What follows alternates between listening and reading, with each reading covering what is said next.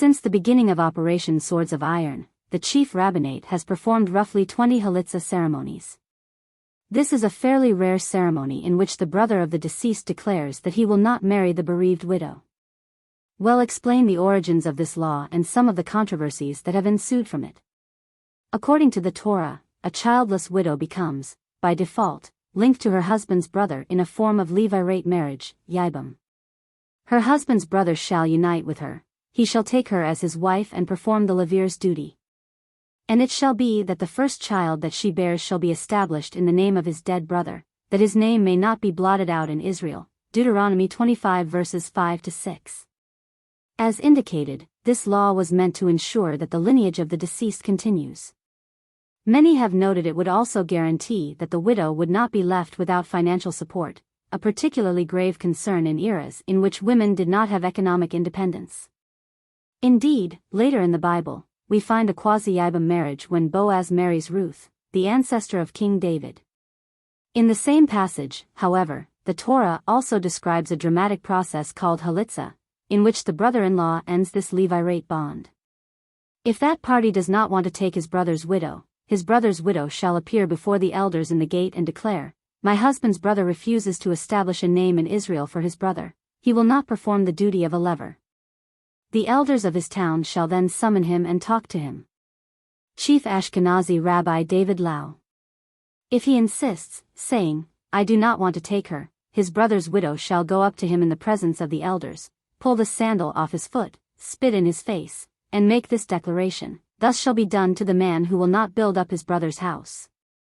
And he shall go in Israel by the name of the family of the unsandaled one." Deuteronomy 25:7-10. From the text, it would clearly seem Halitza is not a preferred option.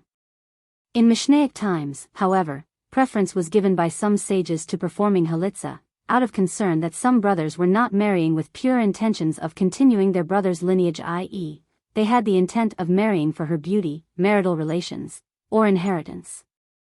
At times, Babylonian sages presented both options to the brother as equal choices, Yevamot 39a. The Talmud, however, seems to indicate that in some locales, Yibum remained the preferred option. This position was adopted by Maimonides and Rabbi Yosef Karo, thereby becoming the default option in Sephardi lands. Rabbi Tam and Rabbi Moshe Israels, in contrast, asserted that Halitza should be performed. This position also conformed with the medieval Ashkenazi ban on polygamy, as Yibum would otherwise become problematic in cases when the brother was already married. Halitza and Yibum in Israel today. In 1950, Ashkenazi Chief Rabbi Yitzhak Halevi Herzog and Sephardi Chief Rabbi Ben Zion Uziel issued a number of protocols of the Chief Rabbinate. One of them asserted that Yibum would not be performed in Israel, alongside a ban on polygamy. This ruling was strongly opposed by then 31-year-old Rabbi Avadia Yosef, who insisted that Sephardi tradition allows this practice. This position has been maintained by his sons who, like their father, became Sephardi chief rabbis, although the official protocol of the rabbinate remains that Halitza should be performed. Toward that goal, many rabbinical courts own a special leather Halitza shoe that includes straps which wrap around the ankle. On an average year, it is estimated there are 15 to 20 such cases in Israel and a couple in the United States. The ceremony can be performed starting 3 months after the husband's death, which is the minimum amount of time that was traditionally deemed necessary to determine that the widow was not pregnant. For many families, the process of Halitza can be unpleasant, especially as they are still grieving for their loss.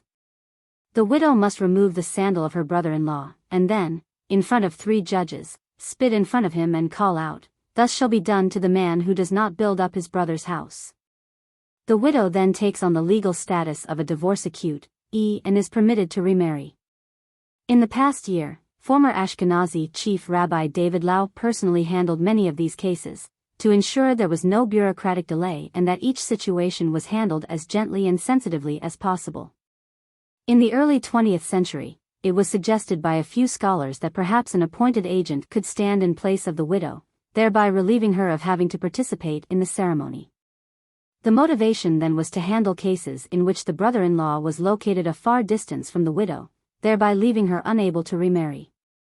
While this idea was tentatively suggested by Rabbi Shalom Schwadron, it was more enthusiastically endorsed in the 1920s by Rabbi Avraham Yudilowitz, then a leading rabbi in New York. This novel suggestion, however, was almost universally rejected by leading decisors such as Rabbis Uziel, Avraham Borenstein, and Yosef Razin. During the Halitza ceremony, the judges traditionally recite aloud, "May the daughters of Israel not come to need Halitza or Yibum." Let us pray that this blessing is fulfilled soon. The writer is the executive director of Emitai and author of Ethics of Our Fighters, a Jewish view on war and morality.